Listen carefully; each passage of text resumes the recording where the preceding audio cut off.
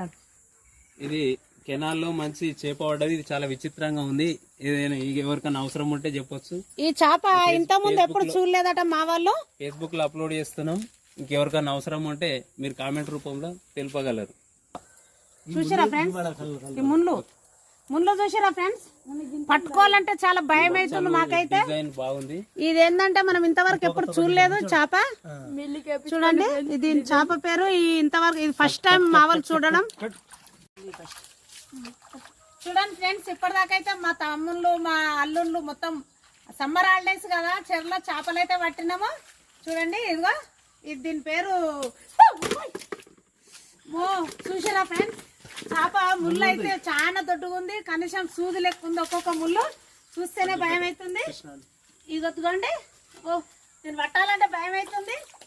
చూసిరా, చాలా డేంజర్ చేపలు ఉన్నాయి.